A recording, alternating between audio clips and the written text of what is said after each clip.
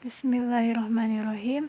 Assalamualaikum warahmatullahi wabarakatuh.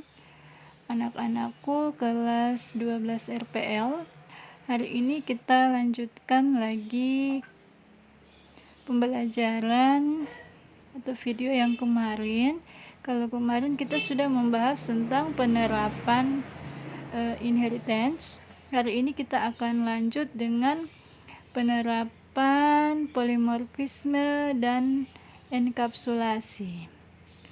Oke, kita mulai saja.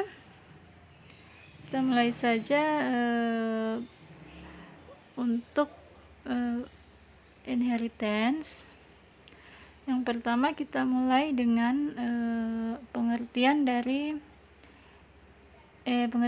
polimorfisme. Jadi sini polimorfisme adalah kemampuan mengungkap suatu hal yang berbeda melalui satu cara yang sama.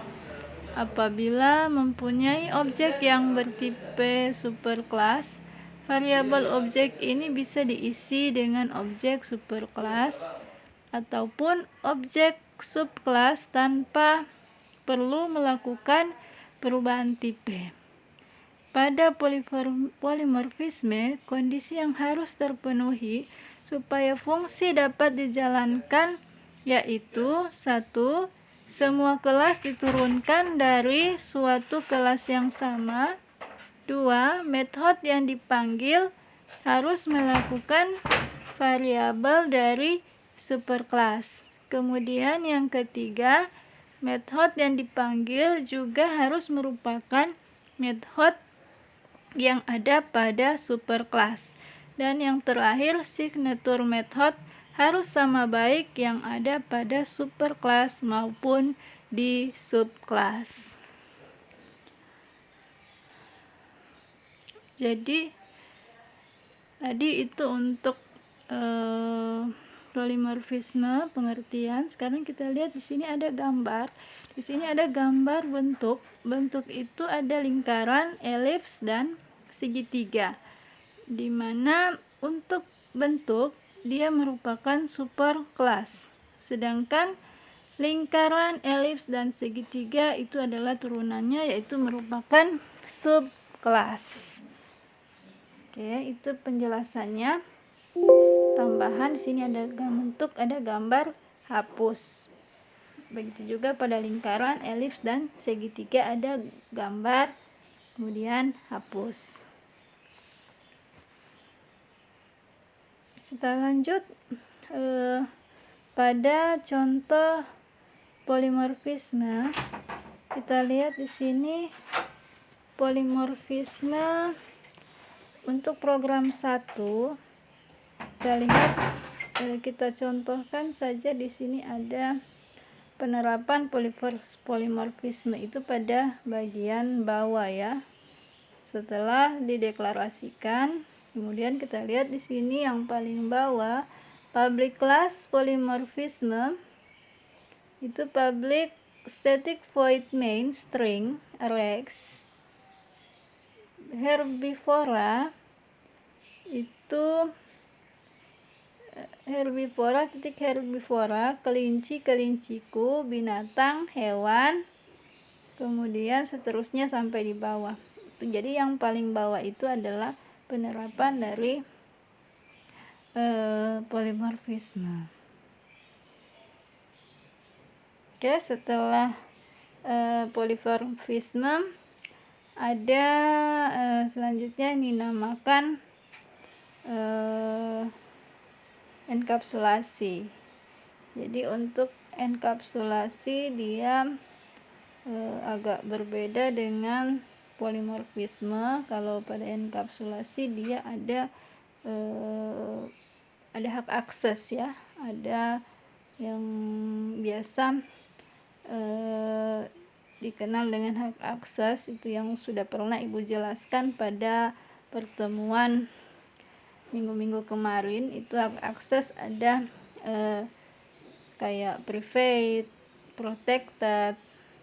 Oke, sekarang kita mulai saja dengan apa dulu Pengertian dari enkapsulasi atau encapsulation.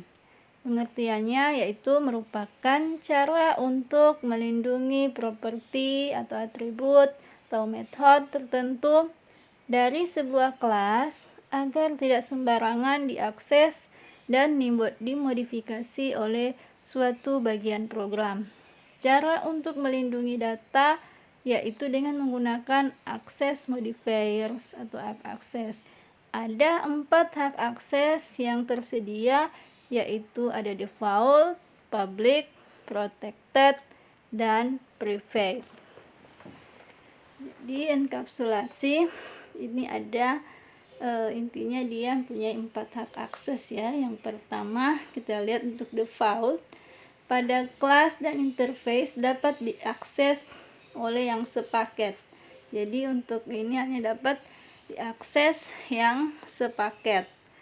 Pada metode dan variabel diwarisi oleh subkelas di paket yang sama, dapat diakses oleh metode yang sepaket.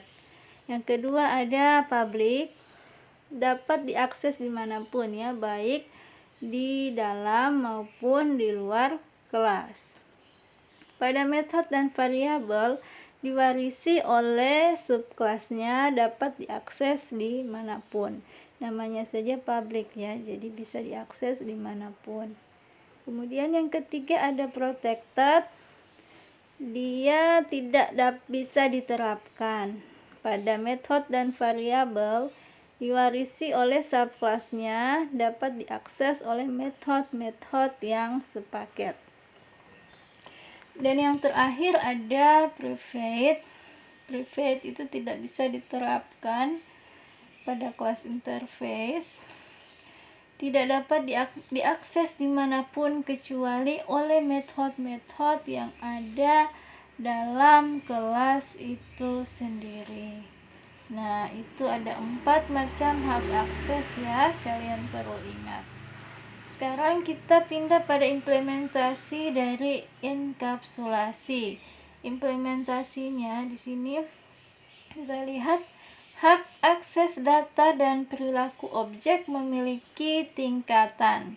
Yang pertama tadi metode serta variabel bersifat private. Private di sini hanya dapat diakses oleh metode dalam kelas di mana kelas tersebut didefinisikan. Yang kedua, metode serta variabel yang bersifat public, di mana variabel dan metode dapat diakses dari dalam maupun luar kelas. Yang ketiga, ada metode serta variabel yang bersifat protected, yaitu atribut kelas hanya dapat diakses oleh kelas dan subkelas tersebut. Dan yang terakhir adalah metode serta variabel beserta default, hanya kelas diagram dalam paket dapat mengakses dan ini variabel ya. Sekarang kita lihat untuk contoh penerapan dari enkapsulasi. Di sini bagian kiri ini untuk deklarasi kelas mahasiswa, dan yang sebelah kanan ini untuk penerapan enkapsulasi. Di sini kita lihat untuk mahasiswa public, di sini yang ada default bersifat public Yahya.nim 1009. Ini dia sifatnya public, berarti dia bisa dilihat dimanapun, baik di dalam kelas maupun di luar kelas. Kemudian yang kedua di sini ada yang bersifat private, yaitu private di sini yaitu Yahya.ipk sama dengan 3,77. Jadi kalau bersifat private berarti yang dapat melihat itu hanya yang tertentu ya, hanya kelas tertentu yang didefinisikan. Oke, jadi ini adalah contoh penerapan enkapsulasi untuk yang hak akses yang public dan private. Jadi ingat perbedaannya, kalau private itu hanya dapat dilihat oleh tertentu ya.